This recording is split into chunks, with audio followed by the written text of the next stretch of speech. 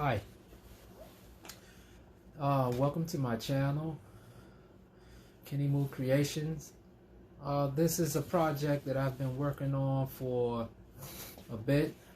I call it, this will be a part 3 series of creating a wall mask statue of the Axoo.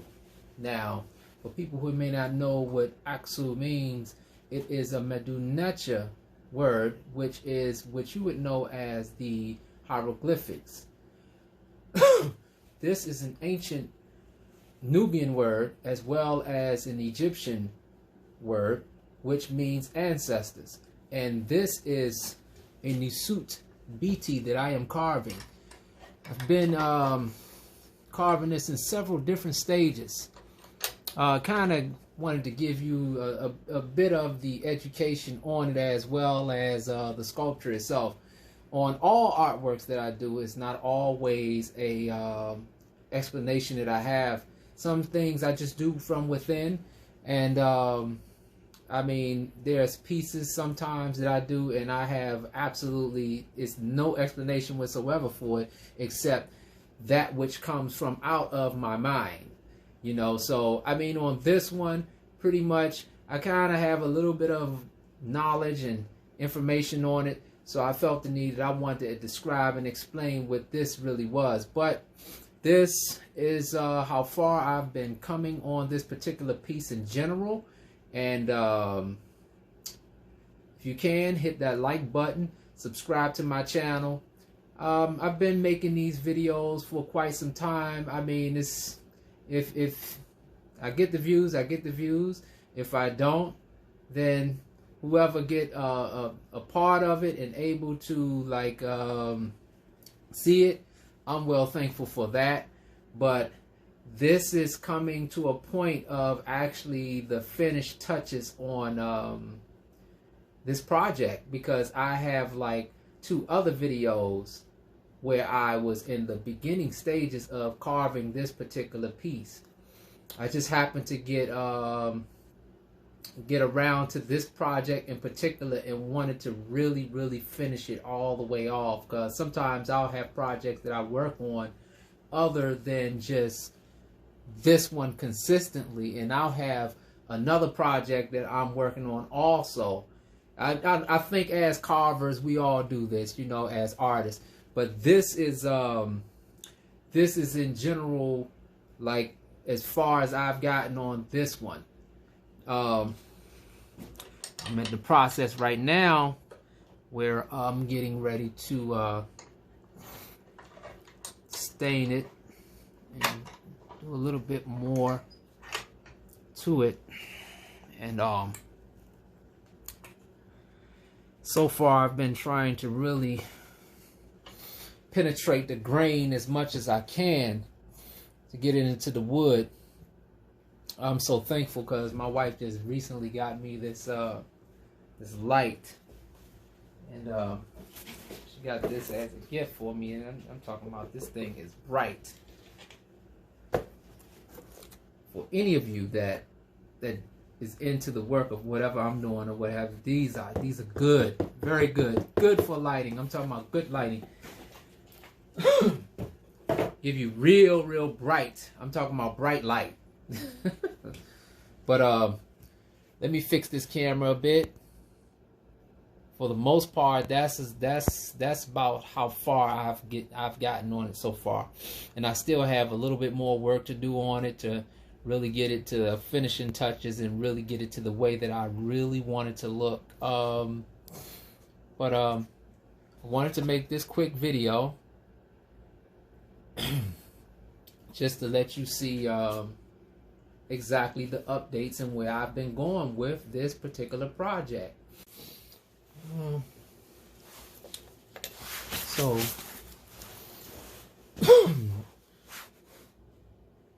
originally when I first started working on this piece, I had stained it. And when I stained it, like I had stained it, and the stain was just so dark. Not that that's a problem. It's just that I wanted to show where it would actually show the grain. Like, and many times when you sand and you buff and then you call yourself staining it, a lot of times you kind of use some sandpaper or something of the sort to press and penetrate the wood so that you can get the grain of the wood to show through the stain. So it's like, you know, yeah, I want it to be this color, but it's like I want the stain to penetrate so you can see the grain of the wood within the color.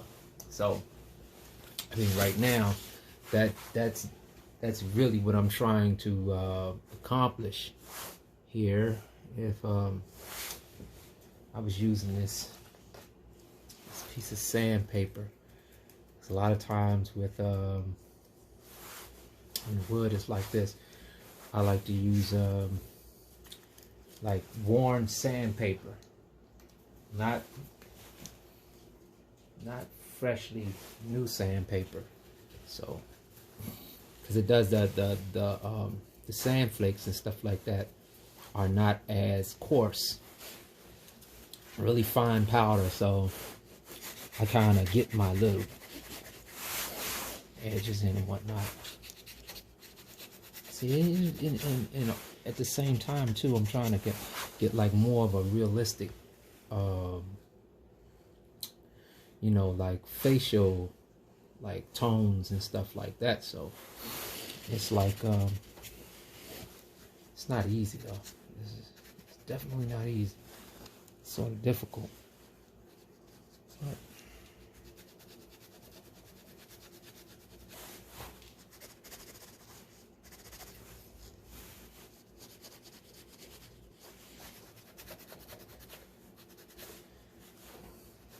you may never notice it, you know, when you on your face has if you I would say if you are melaninated, if you are a highly melaninated person, you can be light skinned or whatever like that. And one thing I noticed in many cases, there's several different tones of color running through the skin. So you have the sides of your face that's somewhat like dark in complexion, and then when you get to the areas like your cheeks and certain parts of your forehead, I don't want to say blemish, but it's lighter, you know. So it's kind of like what I'm trying to do with the sculpture, trying to really get the grain to show. I don't normally do this on every single carving, a piece that I have, but when I decided to put time into something and I really wanted to come out close to perfection as possible, I tried to get this area here, try to really get little detail spots as much as possible. So definitely is self-explanatory and really bring out the livelihood and the detail in it. So, I mean, right now I have it like this, but it's going to make all the sense in the world when I start to apply the stain to penetrate it. It's like opening your pores of your skin. I'm really trying to open the pores of this wood so it'll penetrate into the grain. I already did the first level, so it's in for a second level. Most people never pay attention. You know, your ears as well are actually light. They're not dark.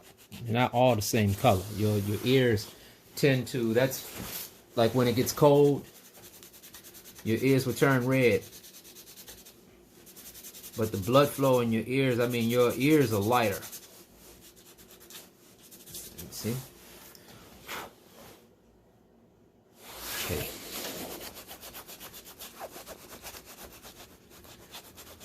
I know I'm not getting every area the way I want to. There is spots on here I'm really trying to get, and it's not that easy. One place in particular is like his chin. That area is so small, it's almost next to impossible to get in that gap without scratching off some of the ebony stain. Okay, let me see if I can do it.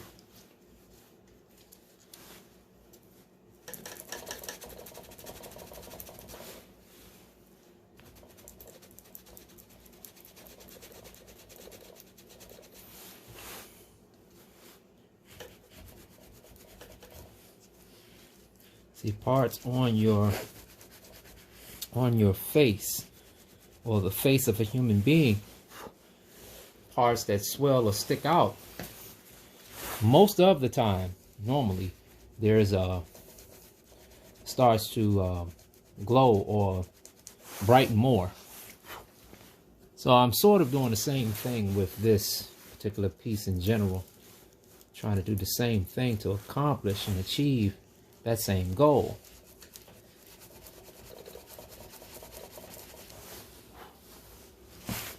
It's not easy. Not at all. It's not easy. So I'm gonna have to do retouch-ups in certain areas. The second layer is going to bring it out the way that I need it to. It's too light there. That's okay. That's when the second coat goes on. It's really gonna change entirely the way that that looks.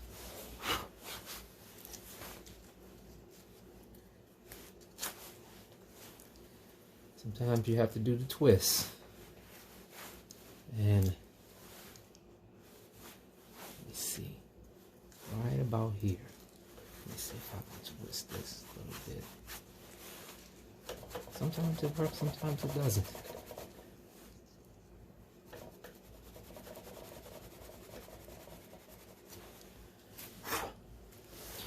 Okay. Now.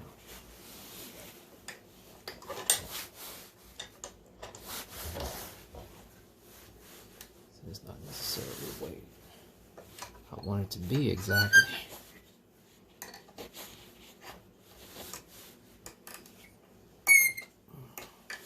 If I can get in that same exact space that I was trying to get in earlier.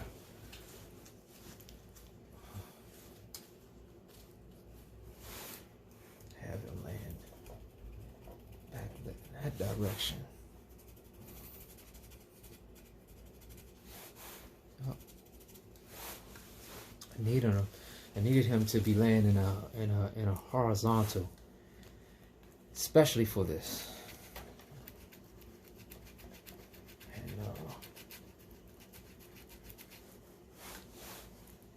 My whole thing with trying to stain and apply the stain, and because see, when I do my stains in there, you know, like brown stain or whatever like that, and I want them to look lifelike, I really get into applying the tones that will give it that more life effect.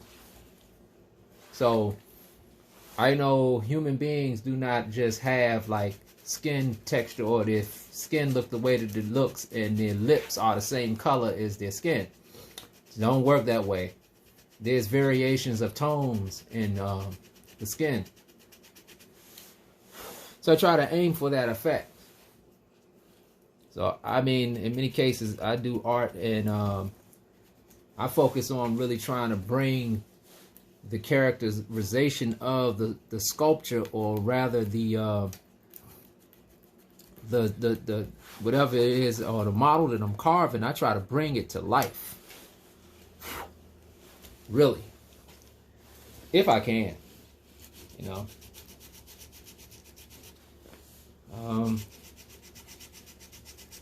Some of you may mess around and you do woodwork.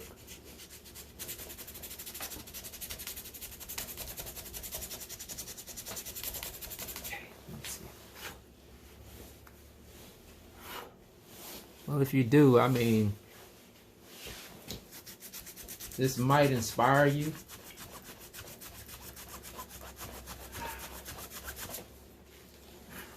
Want to really get into your craft and your ability to do artwork such as this. But I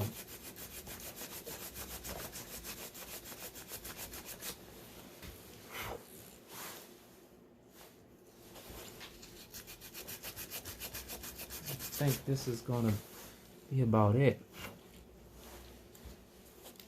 Wrap it up. Some spaces I'm not gonna worry about too much.